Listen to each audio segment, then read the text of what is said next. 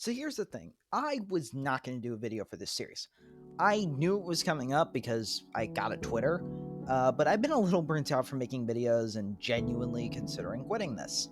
I'm also in the midst of midterms and struggling to make my own Spider-Man costume for Halloween, which has been, let's call it complicated and leave it at that. But then I started thinking about what scenes I could do, theoretically. I thought about all the scary movies I've seen, which isn't many. I've seen every single Saw movie, but those aren't really scary, at least to me. I saw the Child's Play remake, but my sick and twisted ass just found it funny. I mean, fucking Chucky staples a guy's head to a watermelon. That's kind of funny. I've seen both of the Descent movies, but they're not quite interesting enough for me. And, yeah, that's it. I recently watched Poltergeist. It's okay, but I don't really like horror. It's not my thing, mostly because I'm a big chicken, which is kind of evidenced by the topic of today's discussion. A scene from a movie that always has my full attention. A scene that genuinely almost gave me a panic attack in the theater. A scene that I consider truly horrifying.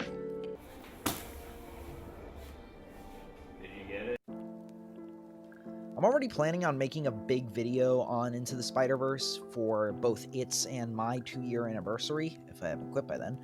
But for Matt Draper's One Horrifying Scene series, I gotta take a crack at this movie. The scene starts with Miles at his lowest point thus far. He's had his ass kicked and had 5 different spider people look him in the eye and tell him, "You don't have what it takes." He leaves and just kind of wanders to Uncle Aaron's house. It doesn't really seem like he knows where he's going, but it's the one and only place he truly feels safe, and why wouldn't he? We've seen what his life at school is like and his life at home, so when he's overwhelmed by both of those, Aaron's house is his safe place. Of course, the key to any good villain and any good horror movie is to take that feeling of safety, both for the audience and the protagonist, and wipe its ass with it. So right as Miles is leaving his note, the scariest entity in the movie appears. A lot of people point to the action scenes as this movie's art style and animation being on full display, but to me, it's this scene that always takes the cake. The cool blue lighting, the way that the shadow covers Miles' eyes, kind of symbolizing that he's being blind to the facts, as he's expressing in his note that he feels like he can only be vulnerable with Aaron, as he enters with murderous intent.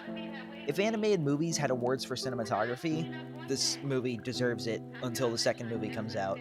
The only thing that even, comes close is Kung Fu Panda. I love how when Prowler enters, he's entirely backlit, so you can only really see faint details like, his scary-ass glowing eyes and some slight texture. Getting to see through his HUD is a really nice touch, as the movie kind of goes the Danny Phantom route, where it visually represents when a character is invisible so that we can track them in a scene. So letting us see through Aaron's eyes gives us some good insight. Also, this one shot is one of my favorite in the entire fucking film, because it is daunting in every sense of the word.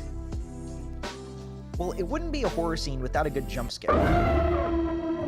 So, side note, Daniel Pemberton does something that I really love, which is traditionally used in sound design, but he uses it here as score, where a sound designer will take something entirely mundane and twist it into a noise that you wouldn't eventually even question as being associated with a character, object, place, whatever. But in this case, Pemberton, as a composer, takes an elephant trumpeting and distorts it into this really creepy leitmotif for the Prowler that gets used throughout the film, sure, but it's usually there to punctuate his presence in a scene where other characters have their musical cues present, like when Blondie Peter Parker fights Prowler. You hear Prowler's little elephant noise, but the scene is still Spider-Man, so you get the action music.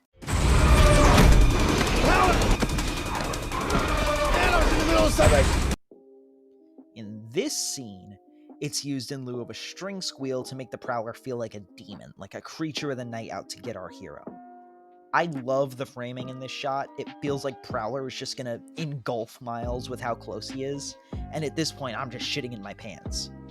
But most of us don't remember this scene because it's scary. We remember it for the horrifying truth that awaits our heroes. We remember it for... fuck it, I'll just let the clip speak for itself. I'll find them. You know me, sir. I don't ever quit. Even if you're like me and you've read the Ultimate Spider-Man comic and knew this twist was coming, kind of like the twist in The Winter Soldier, you still feel it through the score and Miles' reaction, which is where having his eyes be visible through his Halloween mask really helps.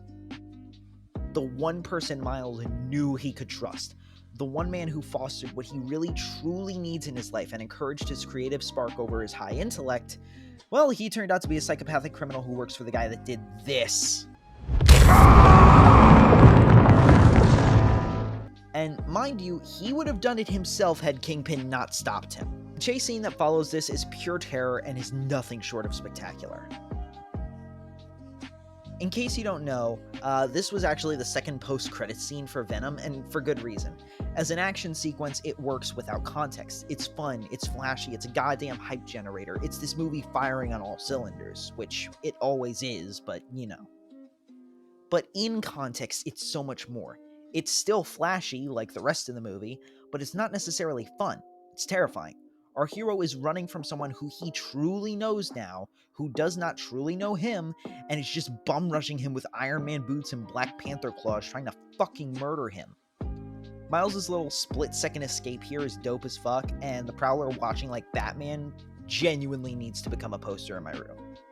This scene fucking rules. It displays everything I love about Spider-Verse outside of the comedy, and this scene, above every other horror movie I've ever watched, is the first thing that comes to mind when you ask me for one horrifying moment. Hey, were you scared?